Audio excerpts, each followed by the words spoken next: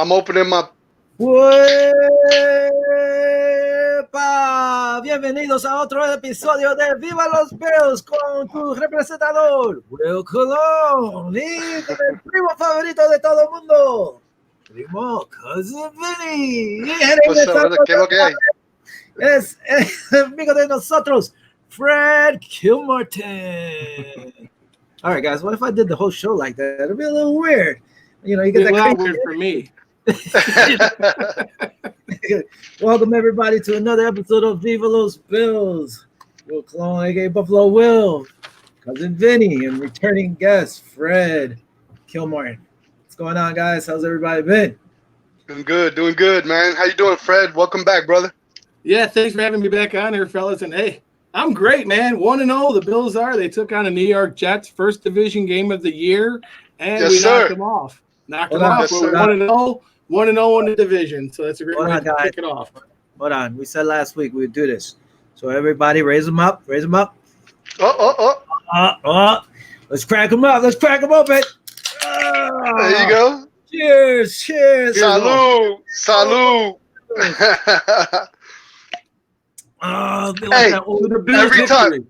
I'll tell you what, Fred, when you come on the show again, if let's say we're 5-0, we're going to have to crack 5 of them during the show. How about that? The more wins we got, the more beers we got to crack. I always have beers available. There you go. I guess that would be pretty cool. I'm Irish. Irish always have beers. There you go. And being that we're actually Spanish, and I haven't found these beers. These are Puerto Rican beers. Yeah, I see that. That looks cool. I bought a 12-pack, and not knowing, Vinny had cracked 2 open last week. I was like, I just bought those. Nice. So I'll have to go find some medallion over here. There you go. Yes, sir. There you go. I'll tell you what, if you can't find that overnight, Amazon does wonders. I'll ship them right to you. I can almost guarantee we can find that. There you go. Yeah, especially Buffalo. That's it. Also in the background, we have Bobby as always. Bobby is keeping it real, running the show in the background. All right, guys. So we're on good spirits. Football came back. The Buffalo Bills got their first win. They look pretty damn good in the return. We'll get to that a little. Just quick news happening around. College news, Big Ten, which is kind of big. Big Ten actually do some work for them, are set to return. The kids all voted in. They're going to return on October 24th. They each want to play around 8 games. Hopefully they get them in and everybody stays healthy. And hopefully they'll play their Big Ten championship on December 19th. Around the league, real quick, Le'Veon Bell, he ended up hurting his hamstring last week with a pulled hamstring. Just put him on the IR. Richard Sherman, he's on the IR with a calf strain, I believe it is. Mike Pouncey, sad to say, center of the Chargers, he has to have season-ending hip surgery, which would take him out. So, sorry to hear about those guys. Hopefully some of them come back. Big one's Mike Pouncey. Luckily for us, nobody really got hurt in the game. John Brown sat out yesterday, I believe, but he returned today for a full practice, which was great. And I think Milano. that was Matt Milano. Tremaine Edmonds and Milano both exited the game against the New York Jets. Milano was in the first. He went out with a hamstring injury. It's not too severe. I guess it's day-to-day. And then you had Tremaine Edmonds, who went out with a shoulder injury in the second half.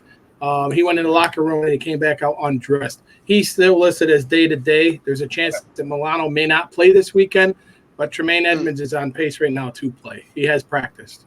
All right, see, because last time I saw, I was like, they said it wasn't as bad. So, but hey, you got the update. There you go. See, that's why you're the man, Fred. Fred's the man. That's right. I try, fellas. I try. So, I mean, what are your takes on the game? I enjoyed everything. I have a few notes. The Bills came out, to me, it looked great. I mean, there was nothing to complain about that first game to me. I think the Jets' rush was getting to them. The Allen, was running it around, broke a few tackles. That's one thing. But later on in the game, the offensive line seemed to do better and slow them down a bit. That was my one concern. It was like they were pressuring us. And I give them credit. I forgot they were ranked like 2nd and 3rd against the run. We really couldn't get a run game going in the beginning.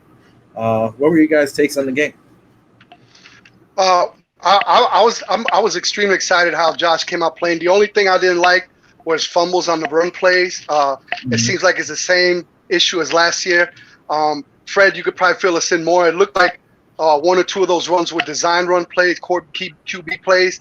I think one of the runs that he had was kind of like Josh being Josh. And, I mean, that's the only concern I have. I mean, he did throw for 300-plus yards, I believe 312 yards for the game, which is the first career 300 game that he's had. I think the last time the Bills had a 300-yard game was back in December of, I believe, 2016 with Tyrod Taylor. I believe he was the one that the last time that they had a 300-yard passer. You know, what I liked about Josh, he was patient. He just took what the Jets gave him. I mean, the running game wasn't there. I mean, their DTs were just stuffing our run. But other than that, man, I love the way Josh played. Besides two plays that he had that he missed Josh Brown in the end zone, and another play that he missed Dawson Knox. But other than that, man, I mean, you could see the progression from last year to this year, and I'm excited for what's coming. I think he's doing a great job. Besides those little mistakes that he had, but I mean, he was. I think his percentage was like 72% or 71%, which is pretty good, man. So I'm excited about how he played this game. No, my turn. Yeah, Fred. All right. I mean, I was happy that Josh got to 300 yards. I'm finally glad. It was 49 games the Bills had played without having a 300-yard pass. It was against Miami Dolphins in 2016. It was actually Christmas Eve. So I'm glad we got that off the schneid. You know what I mean? But as far as Josh Allen, I mean, people know now that when he's running the ball, that here's a chance he's going to fumble. That one fumble, that was actually punched out from behind. The defender came up and popped it out from behind. It actually looked like he flipped it, but it was punched out. I wasn't too impressed with Dable. I don't know. Dable was calling these quarterback, you know, and I know the Jets have a good stout defense up in front there and they can stop the run. But we got two stud running backs, okay? We got to get them involved in this game. We didn't draft Moss in the third round for him to just take a couple here and there. And the same with Devin Singletary. Both these backs combined had 18 carries. Josh actually carried the ball 14 times. So that's got to get corrected. Let's get our running game involved with that. But I was extremely happy with the way that Josh stood in the pocket. He got Diggs involved. He got Gabriel Davis involved. The ball was spread around. At least 7 different receivers. He did miss John Brown in the back of the end zone, and John Brown had an excellent game. But that was the only downfall I saw. The fact is that he was running too much. And for me, I was kind of like, every time he ran the ball because Jets came out and they played a very physical game. I don't know if you noticed, Diggs took some big hits. John Brown took some big hits. They were popping. They were really popping. For a team that had not had preseason, I was impressed with how physical the Jets were. But the Bills, they put them away early, and we won the game. So it was good to see. Absolutely. The one thing go ahead. No, just while you're hitting on Diggs, what a dynamic he's brought to the team, man, of leadership. I mean, he took some shots, and he got up real slow, but he kept going on there. There's one play, I guess the Dawson Knox play, where he was literally pointing to the end zone to Dawson Knox. Like, that's being so unselfish, and I love his grit. I love what he brings. I mean, these guys were doubling up on him, which I told Will last week. John Brown was going to have a heck of a game, even though Diggs had a little bit more yardage, but, man, it opens up the field for everybody. I love that acquisition of him. Well, the one thing that was going on, they were playing zone, so I noticed right away they started dropping back, and they were just giving these guys this cushion. I mean, one great thing our defense did, they only had one first down almost until the end of the first half when they started playing that prevent defense and allowed them to go downfield and score the field goal, which drove me crazy. So I'm like, why are you going to try to give them that energy right before the half? The one thing I did see, they were doing like that option run or whatever, where Josh kept pulling the ball out. Yeah. And I was like, come on, man. They did stuff to run a few times. The guys did get the ball. But, yeah, like you said, Fred, taking all those hits, and the one got punched out. You have to know, even Josh, I mean, he always tries to put that stiff arm out there and get a few extra yards. Yep. He's smaller than these big guys. Double up, man. Hold that ball if you're in it. But that's just Josh being Josh, man. He's trying to make a play, you know? Or run out of bounds. Just run out of bounds. Don't take those hits. For the contact, Every time he runs, I think of like RG3. Like, no, please don't do it. Yeah, run out of bounds or slide down. Just don't go head first. The other thing was that naked bootleg. They went to this. I'm like, why are you doing that? We're already up 14-0. You have those two backs. No reason for you to do a naked bootleg with him where he got flipped and the ball came out before he hit the ground. That drove me crazy. Like I said, the Bills' defense was all over them. I mean, we had great pressure. You did notice when Edmonds and Milano were out. Started absolutely to take a little advantage of it. But good thing A.J. Klein and I forgot the other. Yeah, he came in and he filled in greatly. But besides that, my little notes here, man, they played well. And they were open. And like you said, Diggs did take a few hits. And the one that Josh hit him in stride, he saw that hit coming and he took it. And he bounced up. He was a little shaken, but he was bounced up. And the other big hit was when they kind of took his legs out. Luckily, the other corner didn't really top him up, Yeah, he didn't hit him on top, because if he would have hit him on top, he might have been out with a concussion or something. But I think it was a great game all around. Like I said, the pressure in the beginning I was a little weary about. So what about those missed field goals? The one field goal, I saw it go up, and I was like, man, that looked like it was right on the line. It looked good. And I was like, well, they didn't even show the replay really, or they did. And I was like, that looked good. And later on, they showed the replay that McDermott wanted a challenge, and they told him you can't challenge it. And everybody else was like, that was a good kick. But everything went to the right. I didn't like it. Well, Fred, you could probably give us a little bit more insight. I believe the rule is they can't really challenge anything above the goalpost. No, the goalposts are they're already 10 feet tall, thanks to Bill Belichick, because of the Baltimore Ravens game that they lost, where he thought the same thing, that it was good, but the officials called it. And that one actually did look like it was inside when it went off. They were just above it so much.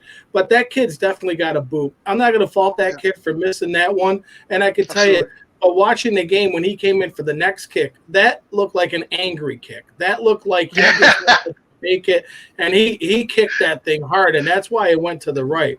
But this kid, he's got a leg. We know he can kick, so I'm not worried about it. I really ain't. I mean, this kid, he's a rookie. You got to give him time to grow. And once he settles down, I think we'll be fine. He made his extra points, and he made one field goal, so we'll be fine. He'll be fine. Absolutely. I saw a lot of comments on social media like, "Oh, we need to look for a kicker." I'm like, give the guy a chance. We had no preseason games. I mean, give the guy a break. Everybody's discussing, well, it was really close. It should have been. But you know what? I guarantee you he's going to get on in practice. McDermott's going to get on practice. Special teams going to get on. I guarantee he's going to go down the pipe, so there'll be no discussion about it anymore. And I'm rooting for the kid. I mean, we drafted for him, so we can't just get rid of him like that. So we got to give the guy a chance. He's just a rookie. Yeah, there's no way they're going to get rid of him. What's up, Kyle? Long time no see. It's been a while. We have to have Kyle back on at some point. The kid, and the one time, I think it was the fourth kick, he just sent them out there, and it was more like a confidence booster, like, go kick that one. It was just short kick. He made it. Still went to the right, but that was more of McDermott saying, we have confidence in you. Go out there, give us the extra 3 points just in case they do score. We have 2-point lead. So, I mean, I liked it. Real quick, I forgot to mention. So I finally got my Poncho Power shirt. This is sweet. 26 Sports. I'm going to throw this up here. Hopefully I don't lose all you guys. I don't know how it's going to feel. There it is, 26 Sports. One thing I like about this company is I bought the Bills Mafia hat from them and a flag. They send the proceeds to whoever the shirt is promoting. So to Pancho, Ezra Castro, aka Pancho Billo, was so much more than a guy in a sombrero as the Bills game. This is on their site, by the way. He was president of the DFW chapter of the Buffalo Bills backer, an ultimate Bills fan in Pro Football's Ultimate Fan Association, and supported campaigns like Fans Against Child Abuse, Fans Against Violence, NFL and MLB, Go Gold for Kids Cancer. More importantly, he was a great friend, a brother, a father of 2 beautiful children, a loving boyfriend. With every purchase of Poncho Power, you donate $8 to his family left behind. coming back on. So that was the big Poncho Man right there. Every time you buy one, his family gets $8. I think it's pretty cool they do this. Like I said, I've got the Bills Mafia hat. I forgot where that proceeds goes to, but it's a good thing. They make their money and they help other people with different causes. Now, Fred, you were telling me about another company. Yeah, Del Reed down at 26 Shirts does a great job. He helps a lot of people out. He's awesome, great shirts. Dan Gambino, he's the owner of Cold Socks. He also does a Pancho Villa sock. I don't have one here to show everyone, but if you go on the Cold Socks page, you can order one. Those proceeds as well go to Pancho's children. And Dan does a great job, and he promotes those, and those socks fly out. Like I said, I'll get you guys his address, and I'll get you guys a pair down there. But Dan Gambino, awesome. Cold Socks, check them out. They got a Facebook page. They got a 716 sock. They do different. They got a Circle the Wagon sock. So there's several different socks to choose from. Yeah, they do a great job. Dan Gambino, Cold Socks. Nice. Also, hey, since you guys are talking about shirts, being president's running, vice president, politics, I kind of went a little bit political. So this is for president, vice president right here. 2020. Nice. 2020. Nobody circles the wagons. Nobody circles the wagons, baby. Another thing I was looking at today, or actually I think it was yesterday, came out. Hall of Fame nominees for next year. I'm going to throw the NFL Hall of Fame. Some of our guys popped up on there. I couldn't get the list up there, but I'm going to throw up the Hall of Fame. Put out their nominees. And for the Buffalo Bills, we have Steve Tasker on special teams. Another guy I was surprised I even saw up there was Ruben Brown. I always liked Ruben Brown. Big guard from back in the day. Our center, Kent Hull. Got a lot of the guys are pushing for. Linebacker Cornelius Bennett is back out there. Darryl Talley. Two more guys who were on the Bills for a short time, but they were on there. One of my favorite linebackers when they got him was Takeo Spikes. And another one of my favorites, and Vinny loved this guy too, Chris Spielman. Oh, yeah, Chris Spielman. Great story. Yeah. Great story. So I could see him getting on, especially with all his time over there. The guy was a monster. Takeo, I liked him. I was so happy when they signed him after he got off of the Cincinnati Bengals. And, Biscuit, always loved Biscuit. Kent Hull was a monster. Like I said, Ruben Brown is the one guy everybody's still trying to get in there, but it's tough because he's a special teamer. He's a gunner. Yeah. Yep. And don't have any team gunners in there. He deserves to be in there, though. He really does. If you haven't ever seen a highlight reel of Steve Tasker, this guy, he was a beast on special teams. Not only blocking punts, being the gunner, he's got to do the dirty work to get down there, but making them tackles, he was hard to block. And not only that, he also stepped in for Jim Kelly when they were down short of wide receivers, and he made several plays as a wide receiver. So Steve Tasker definitely deserves to be in the Hall of Fame. Yes, sir. Yeah. No, he was. I think recently he's running a speed camp. I think up to recently, when I've heard, he's running a speed camp. From what I heard last, I haven't heard too much about him lately, but he was the man. Him, and I remember old Don Beebe back then. That was another one of my favorites. The speech guys. He will last because I always bring up Don Beebe. I just love the way he played. Don Beebe was the one that snapped the ball out of Leon Lett's hand. And then the Super Bowl. I always liked Don Beebe.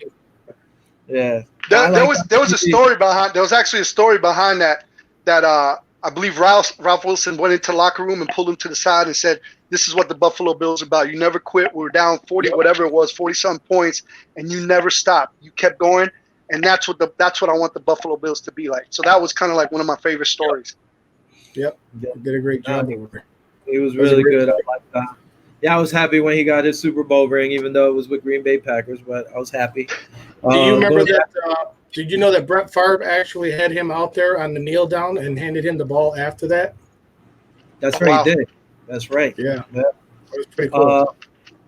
One thing on Steve Tasker was Jim Kelly always wanted him out there for a wide receiver, and Marv Levy said no for the longest time until towards the end. He let him go out there. So that was pretty cool. Hopefully, one or two of those guys get in. I could see maybe Kent Hull after so long, and maybe they'll finally let in a special teamer. Because everybody says who deserves to be in the Hall of Fame, and everybody says Steve Tasker, even though he was a special teamer. You ask anybody, especially the older guys like us, who is the best special teamers out there probably ever, and everybody says Steve Tasker. Absolutely. Absolutely. Yeah. So, all right. What we got looking over here? If we're looking up, Cam Lewis, the kid got brought up. He's on the active roster now to help out with some depth. So, congrats to Cam for making the squad now. Hopefully, he can put in some work there. You guys want to start talking about this Miami game? Start Sure. getting it in. All right. Let's go. We were talking about this earlier. This is from the Buffalo Bills site, PR site. We have their injury list as of today. Wednesday, John Brown, like I said, didn't practice. He was a full practice today. Vernon Butler, good to see. He was a full practice on Wednesday, full practice today. Terrell Dotson was limited, full today. Tremaine Edmonds, like you said, limited. Jake Fromm, limited, not from injury. They're pretty much keeping him on the sidelines just in case COVID strikes. He practices on his own and everything. It's kind of weird. Jerry Hughes, limited. Vinny's guy here, which they pulled out a few times during the game. Mr. Jet Sweep McKenzie, he was limited. Matt Milano didn't practice. Deshaun Phillips did not practice. Edmonds was originally listed as did not practice on Wednesday. He was limited by taking parts in individual drills. So looking up into this game, I mean, I think Miami's gotten better. The one thing I was looking at is that both of their corners are questionable for this week coming up. That helps in our position. Devontae Parker, he's questionable, I believe with a hamstring. Hamstring. So who knows? That hurts me in my fantasy team, but it's good for the Bills in real life. So, I mean, one of their linebackers, Roberts, he's questionable. So they have a few starters questionable.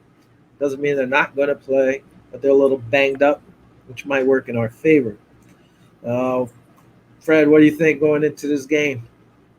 Well, I mean, you got to look at Ryan Fitzpatrick. I know he struggled in week 1. He threw 3 picks against the Patriots.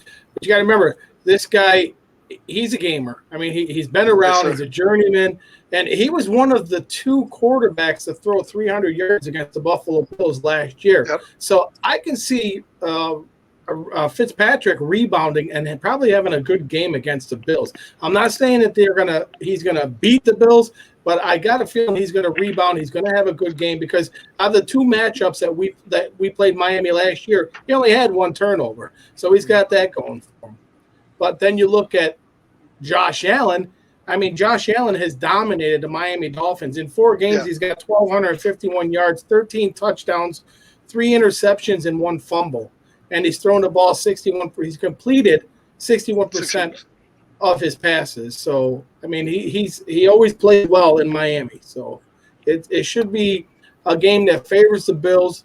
I think we're 5.5 point favorites in this game. But it's the first time this young team is traveling with COVID and everything that's going on. So it's going to be an adjustment for them. But I think this is a game that can favor the Bills. Absolutely. I agree with you also. You know, Fitz is going to be Fitz, man. He's still I still like the guy, you know what I mean? Even though it's Miami, he does a heck of a job. But, you know, watching the game this week, I think their defense is a little suspect. I mean, Cam Newton on the run, the quarterback read run, he killed him. He was like 5.3 yards per carry. So that kind of scares me because how are they going to prepare for Josh? Is Josh going to have the same mentality with that option read? Is he going to start running the ball again? We just talked about that in the beginning of the show. That's what Josh is known, you know, from this past game to just doing what they give him. You know what I mean? Just whatever they give him, he'll take. So that has me a little bit nervous with that quarterback run option play. I was reading the defensive coordinator said he couldn't get all 11 men on the same page with that read option. So it lends to, you know, everybody knows what's going on with that option play. So are the Bills going to implement that in their game plan? I mean, I'm scared to death because of Josh. But that's a good thing, too, because we're going to get – hopefully we finally be able to get Moss and Singletary in the game because that's what we got him for. You know what I'm saying? And another thing they're struggling with over there, they had Van Noy. I think they paid him $51 million, and he didn't even start this game. The game against New England, they started what is his name, Van Sinkle, or the other linebacker. So there's a little bit of stuff going on over there that I'm not too sure about. I mean, we should be able to pull this game off, but I'm a little bit worried about that run defense. If we, in terms of the quarterback read, if Josh is going to bite, because they're going to come to him. They're going to come. I believe they're going to come and try to stop Josh. You know what? If Brian Dable does his homework, he'll notice that the Miami Dolphins struggled stopping the running game last week against the New England Patriots. They do have a halfway decent secondary. I think their secondary is a lot better than the New York Jets. So hopefully this is a game where we can get our young running backs involved and give them more touches. I did like the fact that last week we saw a tight screen, a wide receiver screen, and a running back screen. So that's awesome. A screen. Yeah. I've been waiting for screens for longest. I mean, when was literally when the last time you seen Dable call a screen? Really, literally. Do you remember? No, we never do. But you know that the Miami Dolphins have the screen master down there in Shane Gailey. So he loves to run screens. So we're going to see some screens as well on the defensive side of the ball. But Miami does show that, in the week one that they were suspect against the run. So we're going to see if we're going to run more or we're going to try to get Josh to air it out again and test that secondary they have. Well, I mean, Miami gave up 217 yards rushing to them, which is insane. 75 was to Cam Newton and 2 touchdowns. Cam Newton. And Cam only threw for 155 yards in that game. Yep. So, I mean, right now, if their corners are questionable, like they are, if they're banged up, they're going to have a problem sticking Diggs and sticking Brown and Cole and these guys. And like you said, hopefully they get the run going. I know towards the second half, Singletary had a decent run. Moss had a few decent runs. They started to pick it up in the second half. You could tell the Jets started to get tired, which was good. Dolphins went out and spent money for this defense. Like I believe the Jets' defensive line is better than theirs, even though they have our boy Shaq down there. But if you could give up 217 yards, I think we might be better off up front than New England is. Again, the only thing is it's a division rivalry, so they're going to play us hard, going to be played tough. But I think we should be able to get in there and do what we have to do. Hopefully Milano and Edmonds come back, and Fitzmagic. I never count that guy out, like you said. They have some, but if they apply the pressure like they did against the Jets, man, we should be fine. I think they should go 2-0. I know this was my prediction early. I said the Bills could sweep the East. I could see it happening, but let's get one game at a time. And I think, I was more afraid of the Jets than I was of the Dolphins or even New England this year. And here's something you got to look at. The Miami Dolphins are opening up their doors to fans. Now, you got to ask yourself, how much of that's going to be Bills Mafia down there? Because the last couple of years, Bills Mafia has owned that stadium. So we're going to see how much magic was pulled and how much Bills Mafia was able to land tickets to fill that stadium. Absolutely. You know there's going to be Mafia down there. Bills Mafia going to be thick down there. But another thing I like, too. We travel well, absolutely. Another thing that I like from Josh and company on the offense, I mean, they dominated the possession time. I think it was like 40-something minutes to like 19 or 20 minutes. And what I liked about Josh and them, too, man, they had 4 drives of 10 or more plays. I mean, they just ate the clock up last week. If we could do that this again, unless it's super easy against their secondary and we score quick, if we could take control of the ball the way we did last week, I think we're going to pull it off. I think we're going to have a great game against them. It might be closer than the Jets, I believe.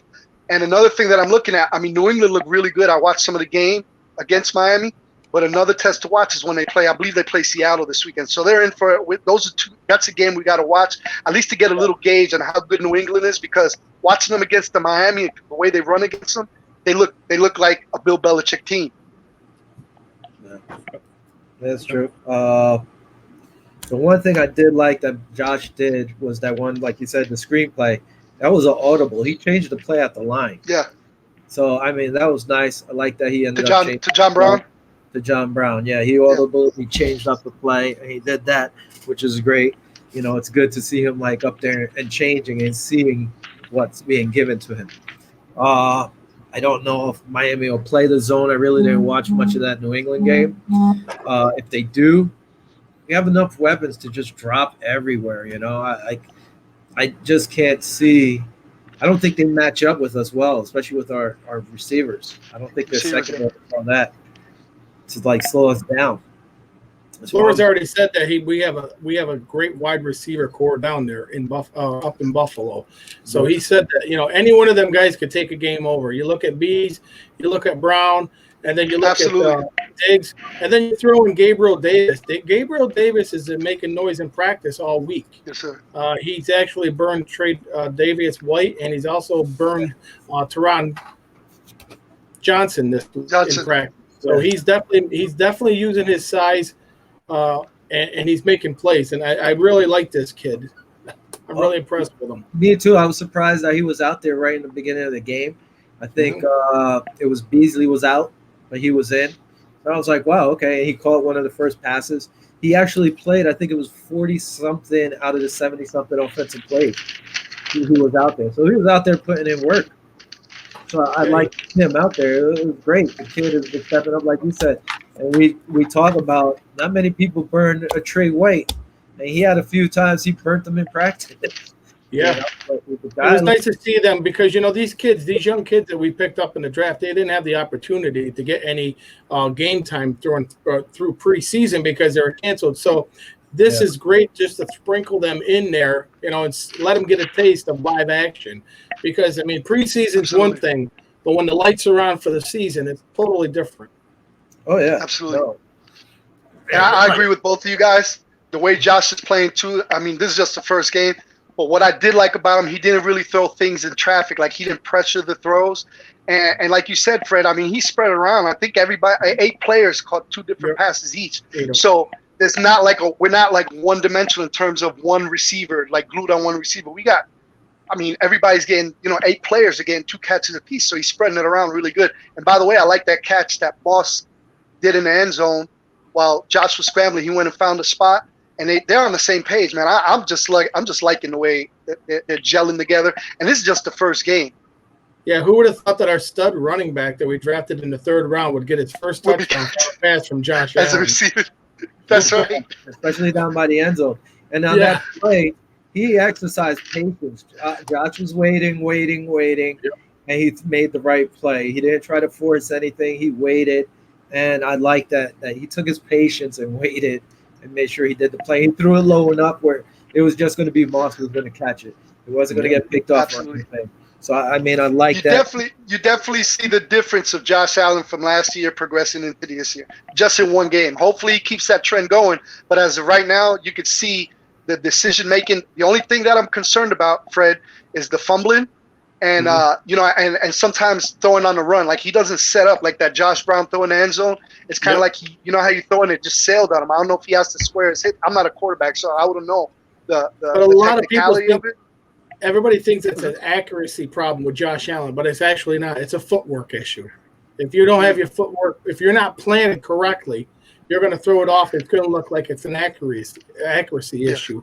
But if he would have planted, he would have led John Brown. That would have been a touchdown because John Brown was wide open at the back of the end zone. Yes, sir. It was so wide open. I think James Loftus said it was pretty much the way he threw it was like you throw a dart. He's like he threw it and it just sailed on him and it went right over his head. And you could see Brown was like, come on. It was behind him too. So there was no way he was going to get that ball. Yeah, I couldn't believe how wide that was. It was like so high. I'm like, oh, come on, man. That was another touchdown.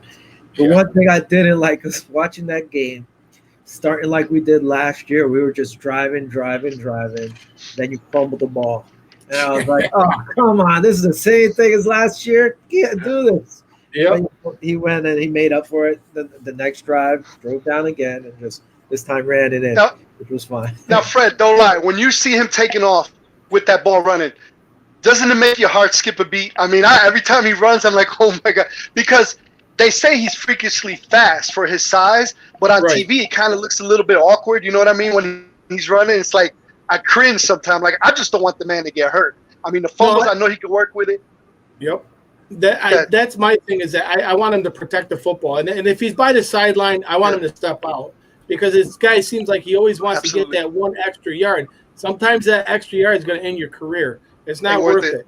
Either slide or step out. He's a baller, man.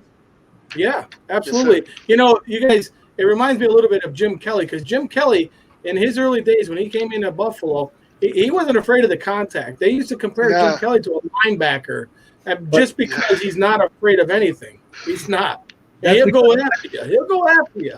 He did play linebacker at some point, I think in college or something, or in high school. He was a linebacker also, they said. So it's that toughness. He come out of Pennsylvania. They're tough down there. Yeah. Probably had to play both ways, Iron Man football. Me, I'm different. I don't feel like when he's running, I'm okay with him running. I don't know why. I don't feel like the only thing is the fumbling issues, and I didn't really notice all his fumbles last year, except for like the Jet game, he fumbled twice. No, he did. I'm not worried about him really taking a hit, and he did at one point run out towards the sideline, and he saw when he did have a first down, he slid once, which is good. So he's learning. You can't be taking all those hits, and he took some big hits, like he said last Sunday. But another thing too that you gotta account for, a lot of teams know he's gonna run. I mean, he had 17, 19 touchdowns, rushing touchdowns, 17 last year. So they know he's gonna run the ball.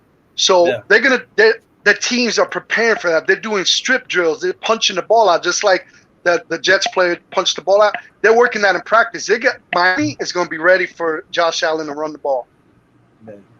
But talking about that, Shaq Lawson ended up saying that Josh is faster than Cam Newton in his mind. So he's probably saying, hey, we better watch for him because if Cam ran for 75, Josh is going to hit us up for 100. I like that. Shaq Lawson made the comment about Josh Allen, that he sees the progression from last year to this year, and he looks even better this year than he did last year, and that he's a dog. He's a dog. He's out there. He will fight, and that's nice things to hear from Shaq Lawson. There's no bad blood with him and the Buffalo Bills. They just couldn't afford him. He got a bigger contract down there. So, and he was a great guy in the locker room. So it's going to be like a reunion. Everyone's going to be down there showing some love to Shaq, and Shaq's going to show some love to the Bills. So, yeah, he's a classy guy. How do you think the Miami fans react to those reactions of Shaq speaking about another team? Now, do you think they're a little bit irate about that? Do you think like, hey, some of these fans could be brutal, like, hey, if you like them so much, go back to Buffalo. You know how some of these fans are. Oh yeah, I've seen it. I've seen it already in some of the Dolphins groups that I posted in there about what Shaq said, and like it's just like Van Noy, he didn't want to do nothing against the Patriots, so we don't need him, And it's a division game, and these division games mean more than the out-of-conference games mean. These are the ones that count. You want to have a good division record to push you into the playoffs. And if you don't, if you're behind the division teams, you're not making the playoffs. Yeah, absolutely. You need those division wins. I don't mind Shaq. Even McDermott said, I believe it was the other day, that he liked Shaq. He loved Shaq. And that they ended up scouting him earlier in his career before the Bills drafted him. So, he had familiarity with him before even being in when he came to Buffalo. So, there's good blood there. Kyle asked if AJ Espinosa played last week. Nope. He was on the inactive list. I was surprised to see that he was on the inactive list, especially for the first game. Let's see what happens this week. Probably, if Taylor is good to go, he's probably going to start. Skinner, I was surprised, actually looked pretty good out there at the defensive tackle, being called up. He had one of those. I think it was a tackle for a loss on one of the plays, or he got to Darnold or somebody. I don't remember exactly, but he had a nice play. So I was surprised to see him actually in the lineup. So I could see the man Taylor coming back. What? Go ahead. Oh, just getting back to talk a little about the offensive line. I know all the way up to the beginning of the game, we were wondering who was going to start off at right tackle. Was it going to be Cody Ford? Did you have any insight? Did you have any idea who might have started before the game? Because I was lost until, I was waiting to see if they were going to put Cody Ford in there. But what they did, I believe they put Cody Ford at right guard, and they put who they put over there at right tackle? They put Williams, Darrell Williams. Yeah, were you surprised about that? Fred? No, I wasn't surprised at all. I mean, you got to remember John Feliciano, he's injured. He's on IR, so we're missing him. So someone had to slide into that spot. If Feliciano's there, I think you're going to see Darrell Williams and Cody Ford, both of them rotating in. But I thought Cody did a great job. I complimented the whole offensive line. I think these guys, they kept Josh Allen clean. They gave him time in the pocket. They actually did a good job. For their second, you got to remember these guys are just a second year together, but I think they did well. Deion Dawkins played well. Mitch Morris played well. They really did. You didn't hear Quentin Spain played well. I mean, these five guys are coming together. It's great to see. This is something that the Bills have lacked for the last couple of years. This is the first time in a while that we've had all five of our starters coming back. So it's good to see the offensive line getting that cohesiveness together. Yeah, well, absolutely. Feliciano went down. I was surprised. I thought Winters would be in there when I saw the lineup when they moved forward in. And actually, when they scored the touchdown, Ryan Bates was in. Yeah. He got subbed in at some point. So I guess they were trying to keep the line fresh and change some people around. But you didn't see there was pressure? You didn't think there was pressure in the beginning? I mean, I know they were doing the option for the run. And then it seemed like Josh was had to run out or roll out a lot on certain things. I think overall, I thought the offensive line did well, though, to be honest with you. I mean, that first series, you got to, they're going to throw everything. You got to remember one thing. Greg Williams is a master at exotic blitzes. So that's what, and to see our offensive line keep Josh upright against those blitzes, that was good to see. That means they did their job. Yeah. Well, I agree with you, Fred, because we thought in the beginning before this game, we said Greg Williams was going to throw the kitchen sink at Josh. I think the O-line handled it really well. I think they gave up maybe 2 or 3 sacks. I don't remember. But, I mean, overall, with that front that the Jets have, I think we did pretty good besides the running from our running backs. I mean, because every time we run it, I mean, they were literally stuffing. I think we got Josh had 53, 54 yards rushing, and combined Singletary and Moss had about the same. If not less, with the same amount of touches. So hopefully this week, like we talked about, hopefully against Miami, we'll be able to open the run game up a little bit more.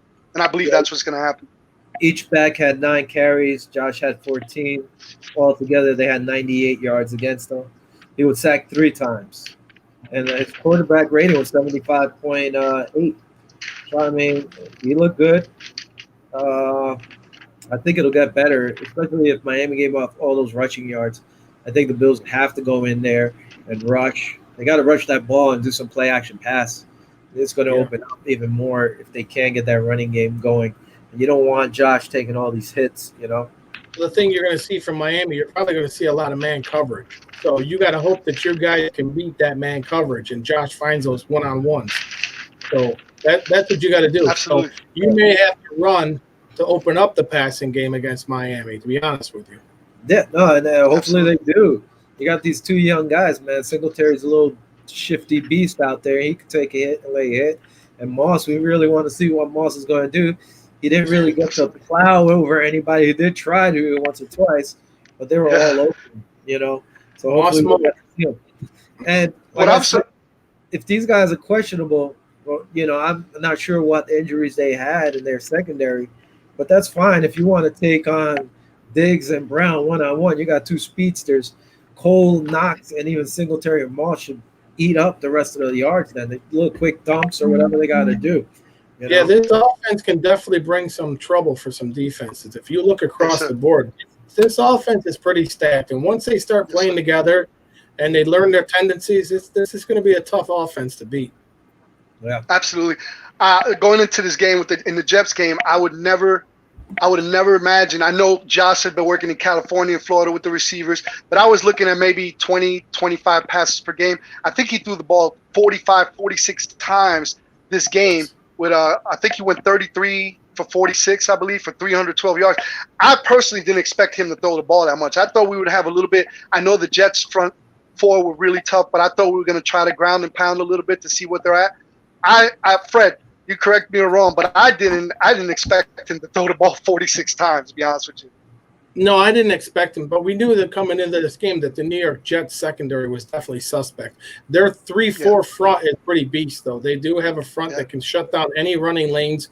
So, I mean, we knew that they were going to have to pass on these guys. So, But I never expected Josh to throw for 312 yards either.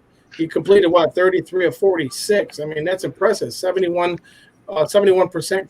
completion percentage. Yeah. I mean, I never would have expected it. I mean, I did a podcast, sideline to sideline podcast, and Brandon Sturmer, he said on there that Josh will get his first 300 yards, and I was like, I don't know, and then he did. He got it. I mean, hats off to Josh. I'm not, hats off to David. Fred. I'm not gonna lie to you.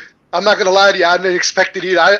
I predicted maybe 225 yards at best. But every game from here on out, I want him to have plus 300 yards. But realistically, I was thinking the way they matched up against the Jets run-wise, I thought we were going to try to get a little bit of, with Moss talking about, he wants to set the game tone. And you never know with Dable either. I don't know what's going on with the play calling over there, but that's going to be another show. We'd love to have you on for that. Absolutely. I got some Dable dirt. Listen, the reason he ended up throwing so much, look at Moss he averaged 9 carries, 1.2 yards a carry, barely a yard a carry.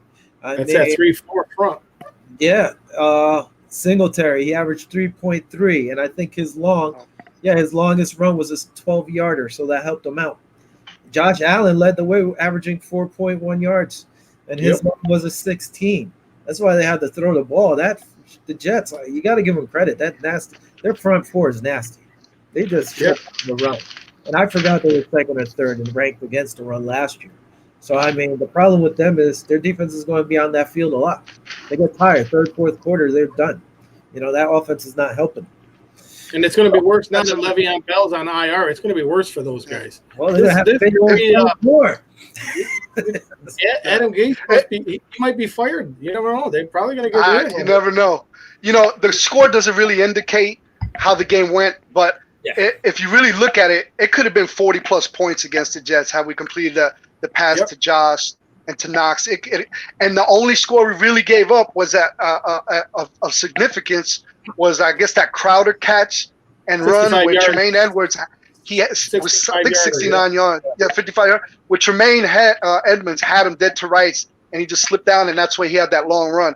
Other than that, I mean, it would have been it looks like a closer game. I don't know about you, Fred, but I was never a nervous wreck like, oh, my God, they're catching up. I never had that feeling. Like, I don't think they're catching up. I thought we were in total control. Like I said, the score doesn't really indicate how the game went, in my opinion. No, I wasn't worried about this game going into it, but the thing is that Dable's got to learn that he's got to keep his foot on the gas. This is the NFL. Never take your foot off the gas. We're going back to Dable. To Dable. Take your foot off the gas. Keep pulling them up. Keep putting up the points. Yeah, like I said, I didn't like when they played that prevent defense, Frazier, towards the end of the first half. I didn't like that. They gave up the field goal. And then what happens? Okay, I don't like it. You give them some momentum. Oh, look, we drove. We could do this. Yeah. Then they come back up the second half. What do? They got that long touchdown to Crowder. And you're like, oh, come on now. You need to stop this.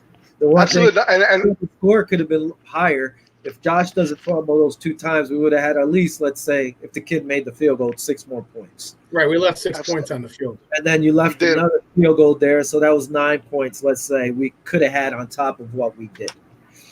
Absolutely. Another thing, too, to bring up real quick was in special teams play, Andre Roberts, I think he had a hell of a game. I think he almost got 100-yard return yards. He had 5 returns of an average of 14. So he actually flip-flopped the position game. So hats off to him, and that's him playing against his old team. So I know he's excited about that.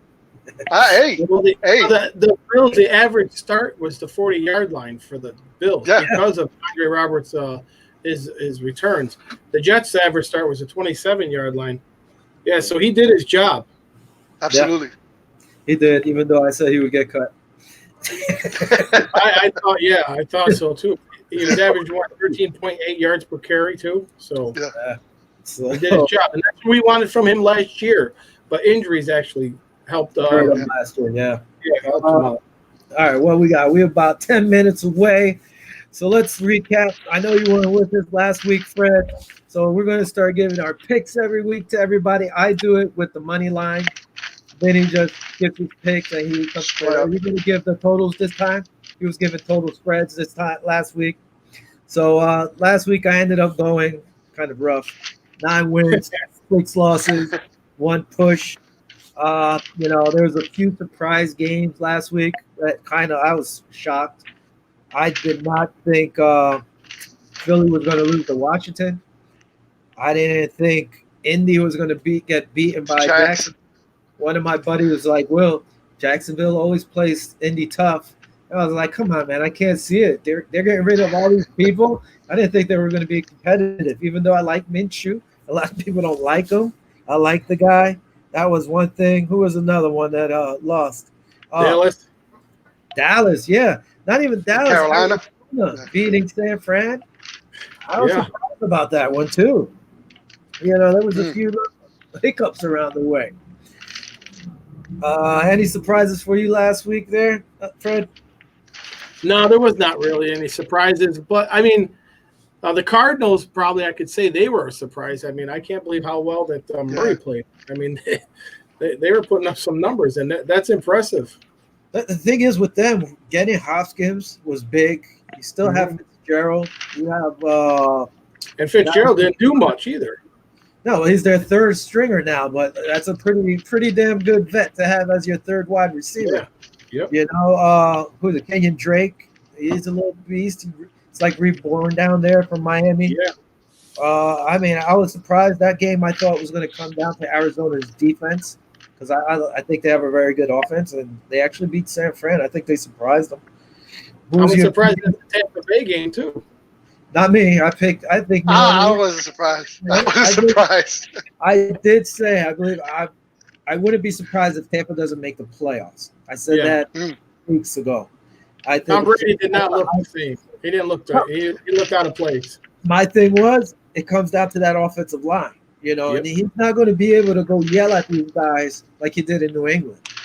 It's not his same crew. These guys might look at him like, all right, you're Super Bowl champ, but who are you coming over here yelling at us, Yep. Vinny, who was your upset, or who did you get surprised by anybody? Man, I live down here just south of Jacksonville. I live down here in Daytona.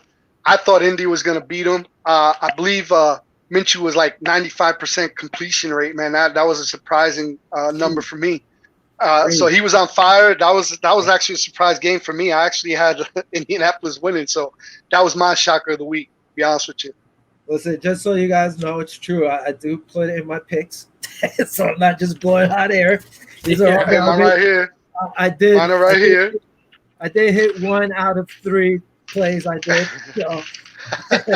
All right, let's go on to week 2. We'll give our. Hey, I'm 12-4, by the way, straight up. Oh, well, there you go. See, that's nice. There you go. Keep track, Will. I know the over-under is harder. Harder with that point spread, but it's going good. I know. We're going to kick it off with tonight's game. I'm going off ESPN, what they had at the numbers. I don't know if they've changed or not. Tonight's kickoff, 8:20. Did it start already? Yeah, 3 minutes ago. Cincinnati at Cleveland. Cleveland's giving up 6. I was surprised with Cincinnati, the way they played this week. Yeah, Burrows looked good. Yeah, I didn't think they were going to play that well. Especially, I didn't think they made all that many moves. So something good is going on there. I am still going to take Cleveland minus the 6. I think they have too much talent on that team. I don't know how come they don't gel. It always kind of reminds me of like the Oakland Raiders when they had all that talent and they couldn't get it together, or the Washington Redskins. Coaching. So, yeah, I'm still going to go with Cleveland. What do you guys have? I can see Cleveland taking this one. You got Cleveland? Even though Joe Burrows played well, last week, Kevin Stefanski's going to regroup. I think the Browns are going to win. So I got the score. It's going to be a close one. I'd say 24-20. That's my story, and I'm sticking with it, Will. No, that's good. So you would be taking Cincy with the money. 6 under, yes. There you go. Next in line we have here, actually, I'm going to skip it. We'll do Buffalo, I guess, last.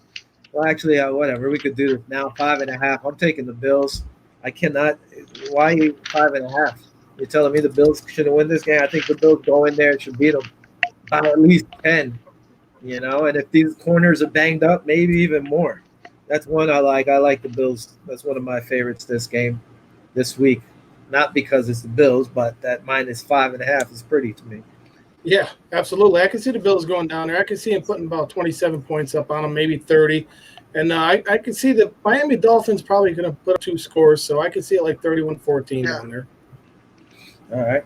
That's I'm what you kind of on got the there? same page with you, Fred. Mhm. Yeah. I think the Bills are going to try to establish the run this game, and if not, just attack the corners. You know, they're hurt. So I mean, we're both dimension. We could run and we pass on them. I think it's going to be a double-digit win. I got it 24-14 Bills. Nice. I mean, I know these Bills are not the 90s Bills, but they kind of have that feel where you have some Yep. depth with the wide receivers, the running backs. You know, it's and their defense. It's kind of getting that good old school feel again. All right, moving on to the San Francisco 49ers against the Jets. I was Ooh. surprised to see this. San Fran only given 7. They're a little beat up now, 49ers are too. Kittle's injured, so Yeah. I mean, it's going to be tough for them to run the ball, so their wide receivers are going to have to step up. You know, Garofalo didn't look too good. I, now you're making me guess myself a little, but I still think San Fran should be able to beat them by 7. You know, so I'm taking San Fran. I think San Francisco is going to beat them convincingly. There's no Le'Veon Bell. The offense is a mess down there. The defense is okay in the running department, but as far as passing, yeah, I think the San Francisco 49ers are just probably going to beat them right out of the box. I agree with you, Fred. The Jets, I wouldn't say last year I thought they were okay in the beginning of the season. They're just not good. Adam Gase over there, he's still over there. For how long, I don't know. I think San Fran's going to rebound from this one. I have it as a blowout also. I got a 28-10 San Fran. Nice. I did say I can't see if this team is not 500 by mid-season, either Darnold sitting or Gase is gone. Gase is gone. You think Flacco will come in and step in? I think if they end up with the first-round pick, Darnold gets traded and Gase is fired. That's what I think. Oh, yeah. I wouldn't be surprised. All right, moving on. Denver and Pittsburgh. Pittsburgh, after their Monday night game there, they're a 7.5 favorite against the Denver Broncos, who lost Lindsey to injury. I mean, the way Pitt didn't look all that great against the Giants. They did pass well. He did look pretty good, but I don't think it was anything special. I just don't know what Denver is all about yet. I don't know about this kid, so I think I'm going to go Pitt minus the 7.5. I really don't like the 7.5, but I think Pitt should win this game. Yeah, don't forget Connor's banged up too, so there's a chance he may not play. That's why you got to have Benny Snells in your lineup if you do fantasy football this weekend. Denver did look pretty impressive the other night, but I think Pittsburgh's got too much firepower on the defensive side and the offensive side, and they're going to cover that 7. Absolutely. Denver's banged up. It's going to be a short week. I mean, Pittsburgh, it's a short week for them, but they're at home. So I got Pittsburgh actually 30-14. I got them. I got to take the over on it because I got them 13-14. Yeah. If Kurt was listening to the show, he might have just had a heart attack. Connor did practice slowly today, so hopefully he gets in there because he's on my fantasy squad too. Half my fantasy squad is injured. By the way, I was telling one of my buddies he has a fantasy squad keeper league. So they draft almost like the NFL. They'll draft rookies and have a supplementary draft. And he's like, well, who do you think out there? I was like, listen, if you could get him, Zach Moss. And then we were talking. I was like, you know who else? Gabriel Davis. And he's like, well, you got Bills blinders on. And I'm like, I don't have no damn Bills blinders on, man. Yeah, I think Zach Moss would actually do better at fantasy than Devin Singletary. Me too. And I told Vinny in the bit, I was like, Vinny, I could see Moss going in there and winning this job. And look at that. They both had the same amount of carries. So it's neck and neck. So, all right, moving on. So our time's running out. Minnesota against Indy. This one surprised me. They have Indianapolis -3. So you're telling me Minnesota, Indy's home. Yeah. Both dome teams, no fans. I kind of like Minnesota getting 3 from Indy. I'm not a big guy. I like that Minnesota defense. I think they're still trying to gel. It's awful. What are you talking about? Oh, okay. My bad, Fred. How you gonna do that to Fred? It must be the medalla. It must be the medalla. Hey, he said it with such a straight face, though. I'm like, oh my gosh. Go ahead, Fred. Minnesota's deep. I like it, but they're not playing the same as they were. Man, they're awful, man. Go ahead, Fred. Don't listen to this guy. I don't know. Rivers, I can see Rivers maybe having a good game this one right here. They're at home. They're in the dome, and the Rivers usually does well in dome. So, yeah, I can see Indy. I can see that. Indy? I got everything he said. Indy taking it. Minnesota defense is awful, man. I don't know. We'll see. I'm just not sold on this Indy team. Oh, by the way, I got a 27-17, by the way, if you want to jot it down. They lost Mac too. He's on IR. Yeah, he was on my fantasy team too. Oh, we're so now you got to hide. Yep. Jacksonville, Tennessee. Tennessee's winning 8.5. How many? 8.5 was the last time I saw. This, is Minshew really going to do this again? I don't know. I think Tennessee's defense is better, and I really can't see them doing this. 8.5 is kind of steep, though, but I think it's going to come down to the running game, and I don't know if Jacksonville's going to stop them. No. 8.5. I'm still going to take Tennessee, giving 8.5. I'm crazy. Yep. Absolutely, I will. With Henry, yep, definitely. Absolutely. Henry going to pound the ball. Yep. All right. Done, Fred? Well, real quick, Henry going to pound the ball, I think. Jax has been up in Tennessee, have lost the last 6 times they've been up there, and they only won 6 wins in the last 25 seasons. So, it's going to be a heavy dose of Derrick Henry. Titans 24-10. Nice. You better stop drinking. How you going to drink all these medallas if you're over there, if we're like 10-0? Hey, man, I didn't have dinner. That's my excuse, and I'm sticking with it. All right, Atlanta and Dallas. Atlanta going into Dallas. Dallas is giving up 4.5. Dallas pooped the bed last week. Atlanta, I don't know what to expect with this team. They have a lot of talent.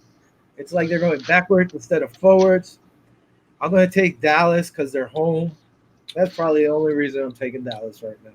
Yeah, I'll take Dallas. I think they ran into a buzzsaw against them Rams. Those Rams look pretty good. They got some players on that side. But I think Dallas is going to rebound. Go ahead, Vin. What you got? Yeah. After the tough loss to the Rams last week, I got Dallas winning.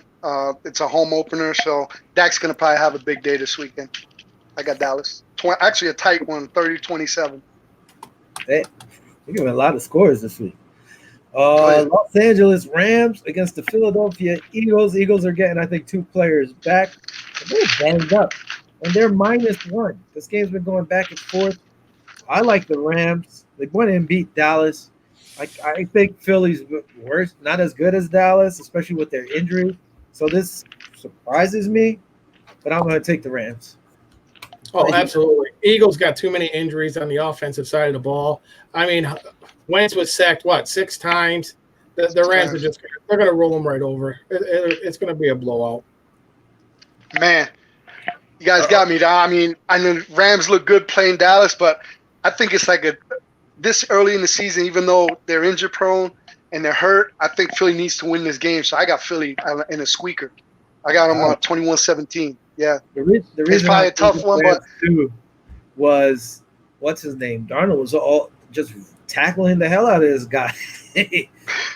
I can see him going through this Philly line. I mean, Washington was going after Wentz like crazy. I can see Darnold having a crazy game, eating him up. But you're going with your Philly. Let's see. Yeah. New York Giants against the Chicago Bears. Chicago should have lost to the Detroit Lions. I had Chicago, so I won with that one. The Giants, I would almost pick them against Pittsburgh, but I don't think so. I think I'm going to go with the sad Bears in this one. This is a sad game. Bears are giving up 5.5. I think they might win by 6. I'm going to go with the New York Giants. I think they look pretty good. They got some pieces over there now. They didn't look too bad against Pittsburgh Steelers. The wheels just fell off. I think that they get Barkley going. Barkley's going to put some points up for them. And I got a feeling Giants are going to pull that one out. Nice. Who you got, Vin? I got the Bears, man. I mean, the Giants did look pretty good against the Steelers, but it could go either way. I think the Bears are going to pull this one off 17-14. All right. Detroit, Green Bay. Detroit's going into the Green Bay, and Green Bay's only -6, which I was surprised, especially after that crazy game they had last week. I can't see Detroit slowing them down. I'm going to take Green Bay. I think this is a crazy one. It might be like one of those I used to call bookie specials because everybody gets sucked in, but I like Green Bay -6. Yeah, I think that game's going to be a lot closer than people think it is. I mean, the Detroit Lions definitely should have won that game. They dropped that ball in the end zone, but that was definitely a game for them to take.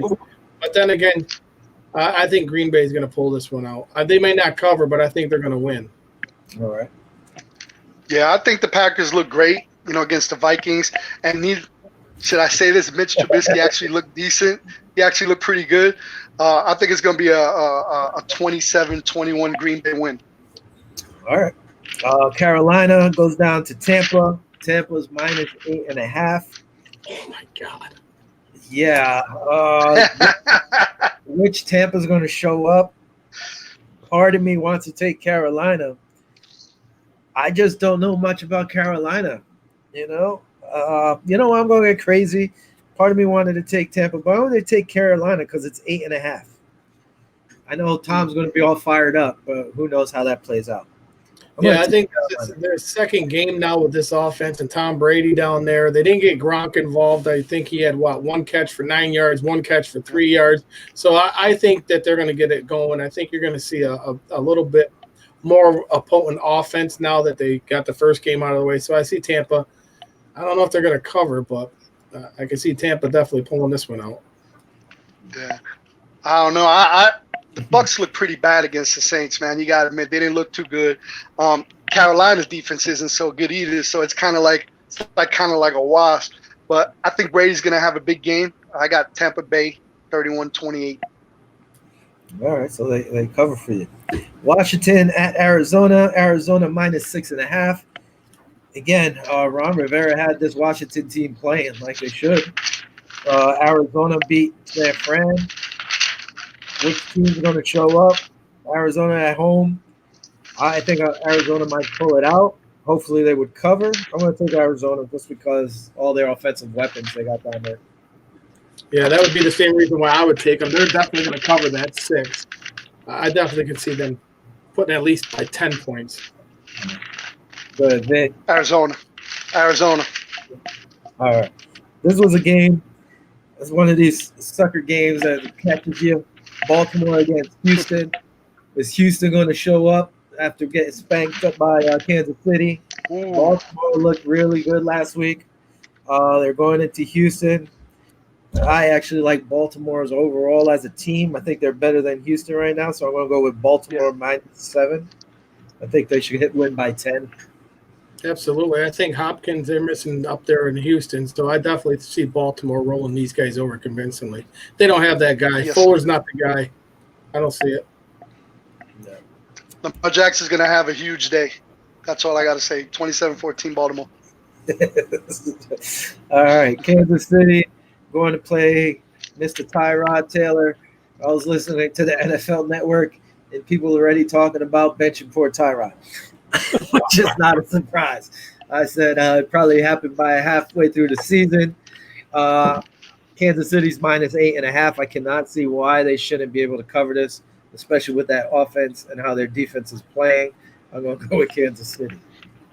Yeah, I got to say Kansas City looks a lot different than last year. I think they added a couple more pieces on defense. I can see them rolling them over as well. I got the Chiefs, but I think, Chargers played them well last year, but it's a totally different beast this year. If they play them at least close, I think the Chiefs are going to win it, but I think it'll be a little bit closer of a game. I got it 21-14. All right, so they wouldn't cover. For the Chiefs, yeah. All right, we're almost done here. We got New England heading into Seattle. Seattle's one of these teams last year. I did pretty good picking Seattle. They're always close in the numbers. Right now, they're -3.5. I think they should be a little better. I think that defense should shut down Cam.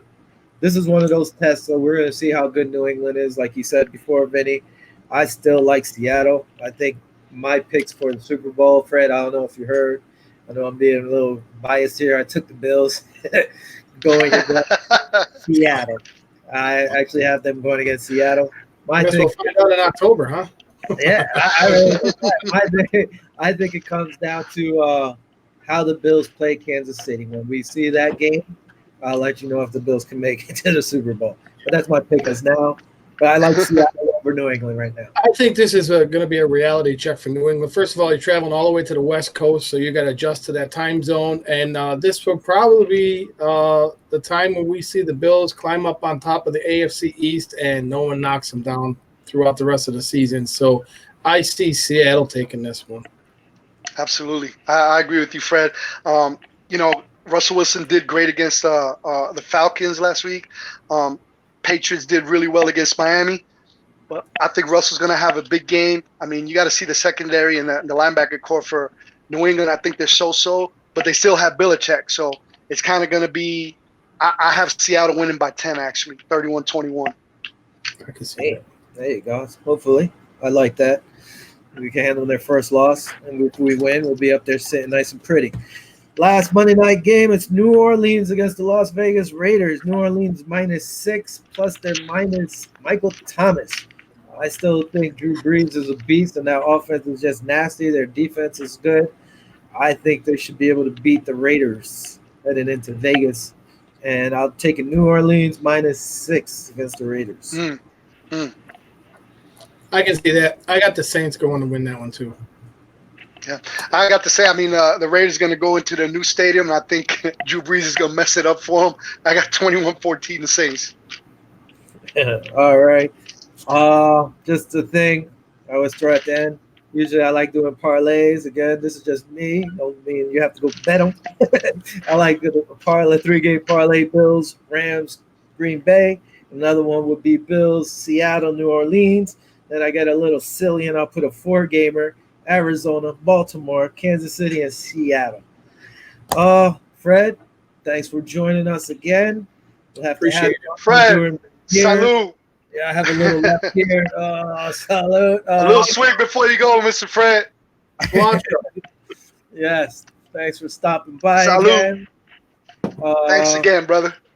Yeah, I appreciate you guys having me on, man. You guys do a great job. Keep doing what you're doing. Thanks, man. You're more than welcome to hop on whenever.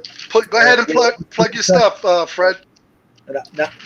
Yeah, plug. I think that everybody knows who I am. I'm the co-host for the Cold Front Report. You can follow us on Twitter, Instagram, and we do a live Facebook show, a post game every Sunday night at 9 o'clock.